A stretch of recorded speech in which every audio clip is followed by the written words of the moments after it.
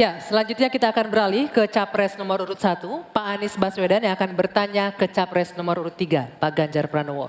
Silakan Pak Anies, pertanyaannya dimulai 1 menit dari Anda berbicara.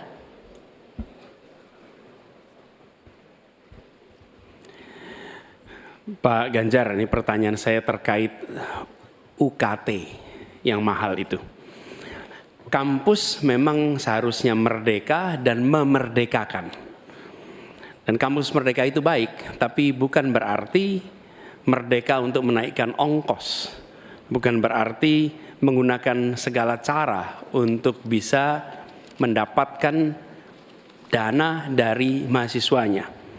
Nah, belakangan kita mendengar fenomena ini.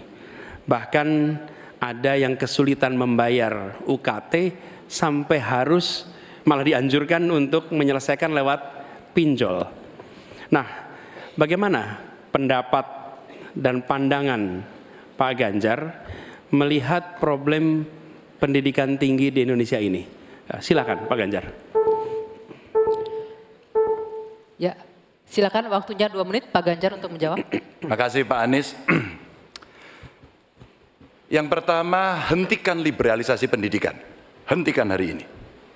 Berikanlah kepada para mahasiswa kita proporsi yang benar. Kenapa Ganjar Mahfud punya program 1 keluarga miskin, 1 sarjana, agar mereka tidak direpotkan pada persoalan ini. Dan Pak Anies tadi betul, ikhtiar para mahasiswa hari ini agar dia tetap bisa sekolah adalah ngutang. Dan pinjol ternyata menjadi problem, dan saya sepakat, kami diskusi beberapa waktu lalu dengan para mahasiswa di Jogja, ini menjadi cerita utama. Pak Ganjar, apa kemudian yang bisa kita dapatkan ketika kemudian kita harus memacu diri agar nasib kami jauh lebih baik? Karena kami tidak bisa mendapatkan akses yang mudah di situ. Saya ingin mengangkat kembali sebenarnya. Dulu, era senior-senior saya, senior-senior kita saya kira, termasuk kakak saya sendiri, dia punya KMI kalau tidak salah waktu itu, Kredit Mahasiswa Indonesia. Dan kalau tidak salah kakak saya sampai hari ini ijazahnya tidak pernah diambil juga. Karena itu dia lulus menggunakan kredit yang sangat murah, diberikan skim oleh pemerintah, dan modelnya seperti Yarnen, bayarnya setelah panen. Panennya apa? Ketika dia sudah lulus. Maka liberalisasi yang mesti dihentikan ini menurut saya mesti juga diimbangi dengan proporsionalitas kepada mana yang mampu dan mana yang kurang mampu. Yang kurang mampu mesti mendapatkan intervensi dari pemerintah, dan tentu saja apa yang mesti dikerjakan oleh perguruan tinggi pun dia harus bisa menunjukkan bahwa UKT ini dengan klaster-klaster pembiayaan seperti ini diperuntukkan untuk kalangan yang memang sesuai dengan strata mereka. Begitu. Cukup?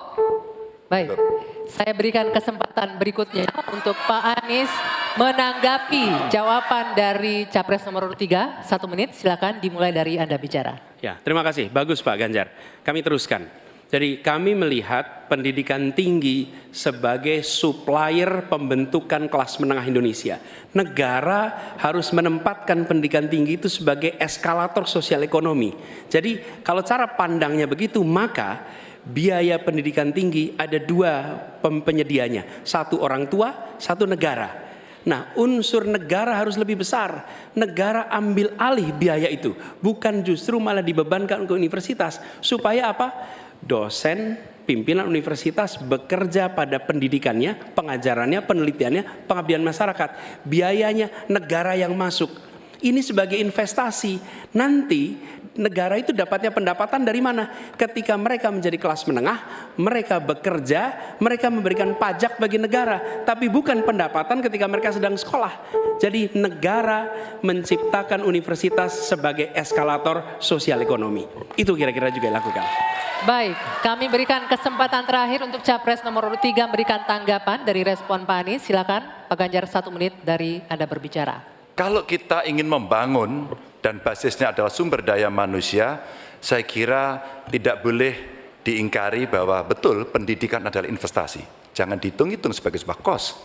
Maka kalau kemudian saya mau berbagi pengalaman di Jawa Tengah, kenapa saya cari keluarga miskin agar anaknya bisa sekolah langsung kerja. Kami mulai dari SMK karena alhamdulillah kami mampu untuk mengcover itu. Ada SMK Jateng, mereka sekolah 3 tahun dan lulus. Kami ingin tingkatkan ini. Kemana? Ke perguruan tinggi, agar mereka kemudian bisa jauh lebih baik lagi. Dengan cara itu, ruang-ruang publik kehadiran negara, khususnya dalam bidang pendidikan inilah yang bisa kita berikan kepada mereka. Hari ini yang kita tuju adalah bagaimana kebijakan ini berpihak kepada yang lemah. Apakah itu si miskin, apakah itu kelompok perempuan, apakah itu penyandang disabilitas, sehingga mereka bisa mendapatkan akses pendidikan tinggi dengan murah. Baik, silakan selanjutnya.